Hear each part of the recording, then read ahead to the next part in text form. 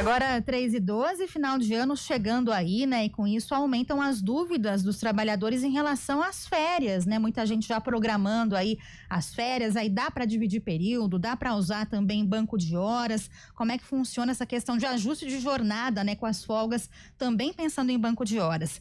Quem vai responder para a gente agora é o doutor Vinícius Cascone, advogado especialista em direito do trabalho, que participa aqui com a gente toda quarta-feira. Oi, doutor Vinícius, boa tarde, muito bem-vindo.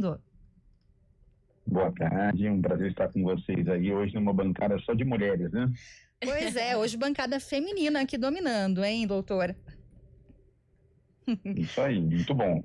Doutor, em relação então às férias, né, claro que tem muita gente aí na expectativa, né, esperando aí pelas férias de final de ano, né, pra gente começar, quais são os principais direitos, né, do trabalhador em relação às férias? Teve alguma atualização recente, né? Quais são os direitos garantidos aí do trabalhador?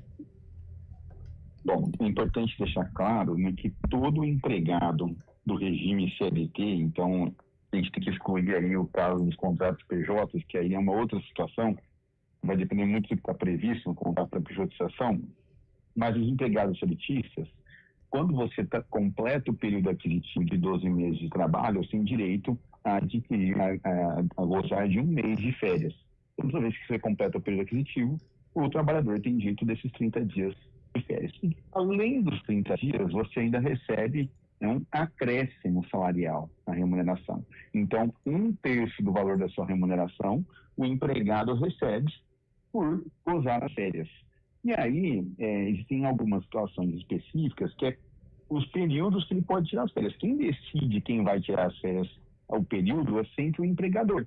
Agora, o bom senso sempre é importante. Em muitos casos, empregado com empregador, eles conversam e estabelecem uma data aí, um período para que o trabalhador possa tirar as férias.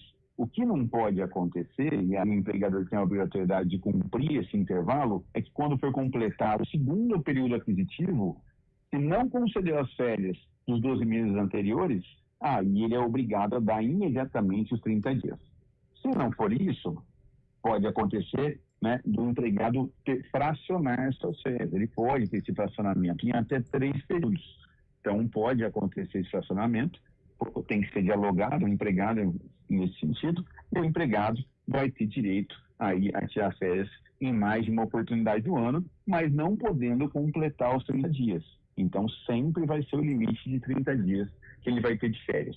Além disso, tem uma situação excepcional em alguns casos, e acontece muito em relação a isso, é o fato do empregado querer vender 10 dias de férias. Então, o empregado tem esse direito de vender os de 10 dias, a empresa pode comprar, e aí o empregado, ao invés de tirar 30 dias de férias, ele tira 20 e vende os 10 dias para a empresa. Doutor, e qual que é o prazo correto de pagamento e o que acontece aí caso a empresa atrase esse valor?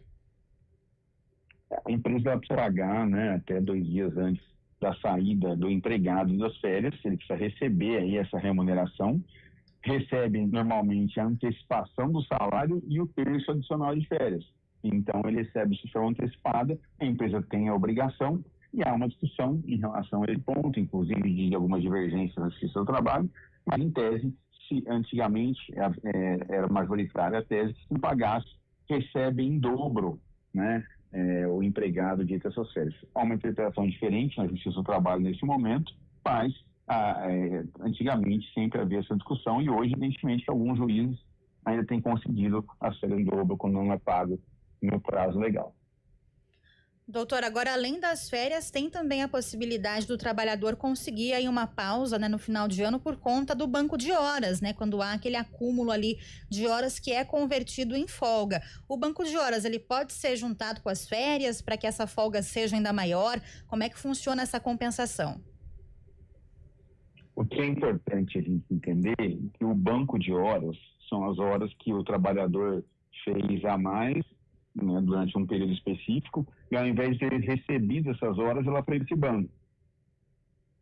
Evidentemente que para ter essas férias no banco, ele precisa ter um acordo assinado entre a empresa e o empregado, ou, eventualmente, se passar 6 meses para compensar essas férias, precisa ter um acordo coletivo firmado com o sindicato dos empregados e a empresa. a não ser que exista uma previsão numa convenção coletiva de trabalho que já autorize a compensação em até 12 meses. Então, é assim que funciona o banco de horas. Acontece que, quando agora no final do ano, alguns dias fonte que a gente fala, por exemplo, cai o feriado numa quinta e tem a sexta-feira é fonte, ou nas pessoas que trabalham no regime 6x1, você tem o sábado ali, é um dia de trabalho, e aí a pessoa também quer tentar usar para poder visitar a sua família, por exemplo. Então, aí você faz uma negociação entre o empregado e a empresa para utilizar essas horas do banco de horas para que ele possa gozar de uma folga naquele momento importante e aí ele, evidentemente, sem ter qualquer tipo de desconto em relação ao salário dele.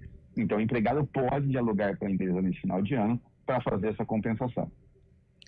Doutor, e ao longo do ano, né, acaba acumulando ali as horas do trabalhador, e quanto tempo a empresa tem para poder fazer essa compensação das horas acumuladas? Boa pergunta. Na verdade, Thalita, até para a gente esclarecer, tudo vai depender do acordo firmado.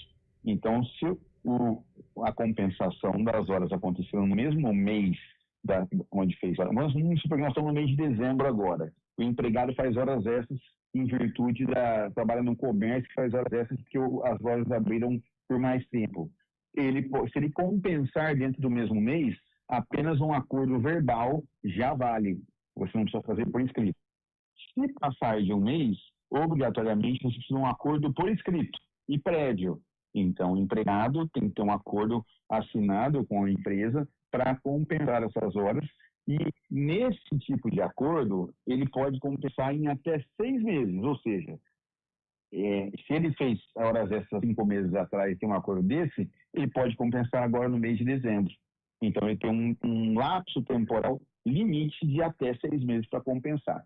Se passar de 6 meses, vai sempre depender de um acordo coletivo de trabalho, de uma convenção coletiva de trabalho, na qual o sindicato e os empregados têm que ter aceitado estabelecer essa cláusula junto com a empresa ou com o sindicato patronal.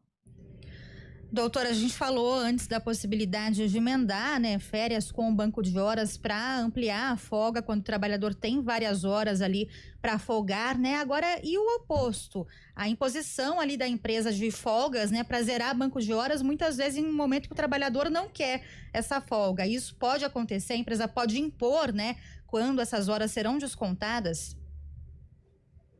Infelizmente, né, o acordo do banco de horas dá essa faculdade para a empresa para fazer essa compensação e realmente aí o empregado ele fica numa situação bastante frágil em relação à imposição da empresa, porque não é só essa questão das horas, né? O que acontece na prática é que o empregado sempre está numa relação desigual em relação ao empregador nessa relação de trabalho e aí é claro que isso pode acabar motivando um outro fato importante, que é o fato do empregado ser obrigado a cumprir a determinação da empresa com medo de uma eventual retaliação, de uma eventual dispensa. Nós sabemos que isso é legal, isso não pode acontecer, mas a prática é que isso acontece de forma velada. Então, o empregado fica refém dessa situação. Doutor, e tem um momento em que o banco de horas ele pode se transformar em horas extras e serem pagas ali para o trabalhador no final do mês, por exemplo? Então, na verdade, se extrapolar o prazo de compensação, a empresa é obrigada a pagar. Então, um exemplo, se ela fez esse acordo de compensação em até 6 meses e a compensação não ocorre, automaticamente ela vai ter que pagar as horas extras. Uhum. Doutor, e o trabalhador? E o mesmo acontece nos casos... Sim. Desculpe. Sim, pode prosseguir, doutor. E o mesmo acontece no caso de rescisão. Às vezes a pessoa o empregado tem um volume de horas ali a serem compensadas, ele é demitido, aí evidentemente a empresa tem que pagar como hora extra. Agora tem uma questão, né, doutor? O trabalhador, ele é obrigado a aceitar esse esquema de banco de horas que muitas vezes vai excluir ali o pagamento de horas extras? Como é que funciona isso? Bom, a primeira coisa que é importante deixar claro é que o empregado não é obrigado a fazer horas extras, tá? A jornada extraordinária, o empregado tem que aceitar. A gente sabe que na prática, da mesma forma como eu disse, né? O empregado está numa relação mais frágil nessa relação de trabalho, numa ponta mais frágil, acaba fazendo as horas extras, muitas vezes mesmo não querendo. Mas, pela lei, não tem essa obrigatoriedade de fazer as horas extras, a não ser que seja um serviço excepcional, uma situação excepcional que obrigue ele a fazer, né? Que é inadiável que o empregado precise socorrer a empresa numa situação emergencial ali que aconteça. Mas a regra é que o empregado não tem essa obrigatoriedade. O que acontece aí, na sequência, é que justamente o acordo, em tese, é para regular todas as questões. Então, o empregado ele precisa ter atenção quando assina um acordo de compensação de banco de horas, justamente para ver se não tem qualquer previsão ali que vai impor a ele uma situação da qual ele pode ficar desconfortável no futuro. Então, o que eu sugiro para os empregados é sempre ter atenção em relação a esse ponto. Doutor, a gente está em período aí de fim de ano, né? Muitas empresas acabam fazendo as férias coletivas e aí essas férias coletivas, elas são abatidas depois das férias aí de direito também do trabalhador? Como é que funciona esse processo? As férias coletivas, por mais que a empresa tenha uma série de regras a cumprir junto ao sindicato da categoria, ela acaba abatendo as férias regulares. Então, se um empregado goza de 15, 14 dias de férias coletivas, por exemplo, isso vai ser abatido dos 30 dias que ele teria de férias. O que tem de forma excepcional nesse ponto é que, se o empregado não cumpriu o período aquisitivo de 12 meses ainda, por exemplo, o empregado que foi contratado no mês de fevereiro agora de 2025, e a empresa está concedendo férias coletivas, ela pode conceder essas férias para o empregado. Mas se não fosse férias coletivas e ele não tivesse ainda obtido os 12 meses de trabalho, ele não teria direito a gozar dessas férias. Doutor, por fim, para quem nos ouve, né, o que fazer quando a empresa ela acumula férias vencidas, né, e não há ali uma programação ainda de férias, não há essa previsão de férias coletivas também no final do ano para esse funcionário, o que ele pode fazer em relação à empresa? Então, na verdade, a partir desse momento que a empresa venceu os 2 períodos aquisitivos, ele tem direito de requerer imediatamente essas férias, porque houve a violação da lei, então ele pode exigir que a empresa conceda as férias imediatamente. Esse é um direito do empregado. É claro que no dia a dia, na prática, vai depender muito ali de como a empresa vai reagir a esse pedido. Mas o fato é que a empresa está descumprindo a lei e o trabalhador pode procurar tanto o sindicato da categoria como o Ministério do Trabalho para fazer uma denúncia sobre esse descumprimento caso a empresa não conceda as férias. Tá certo, muito obrigada então, doutor Vinícius Cascone, especialista em direito do trabalho, falando conosco aqui sobre férias e bancos de horas. Muito obrigada, viu, doutor, mais uma vez pela participação. Ótima tarde e até quarta que vem. Eu que agradeço, uma boa tarde a todos. 13h25, o Ministério Público do Trabalho e a Unicamp